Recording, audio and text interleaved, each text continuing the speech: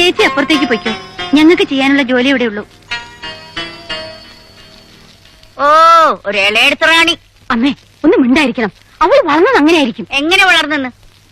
അടുക്കള കയറിയ കയ്യിൽ കരി പറ്റും പോലും. അവള് ജനിച്ചപ്പോ ഗ്യാസും കുറ്റി കൊണ്ടല്ലേ വന്നത്. എന്റെ അവ ഒന്ന് പതുക്കെ പറ. നീ എന്താ മിണ്ടാതിരിക്കെ? ഒരു കാര്യം പറയാൻ വന്നിരിക്കുന്നത്. പുത്തനച്ചി പെരപ്പുറം തൂക്കുന്ന ഒന്നുമില്ലെങ്കിൽ അവളുണ്ടെന്ന പാത്രമെങ്കിലും അവൾക്കൊന്ന് കൈ വെച്ചൂടെ? അമ്മ ഒന്ന് പതുക്കെ പറ. ശൈലജ വളർന്ന ചുറ്റുപാടതാ. പെൺഭരണമുള്ള വീട്ടിലെ പെൺകുട്ടിയൊക്കെ തണ്ടു കൂടും.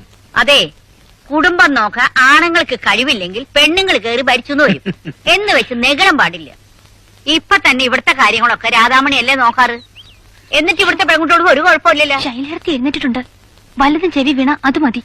ഏത് കൊടി കെട്ടിയ മൈസൂരായിട്ടായാലും ശരി, പറയാനുള്ളത് ഞാൻ പറയും. അല്ലേടാ ശങ്കര? ഒന്നുമില്ല, നീ നിന്റെ ജോലി. എന്താ എന്താ എന്താ? അല്ലല്ല, കാപ്പി കൊണ്ടുവരാൻ പറയാം.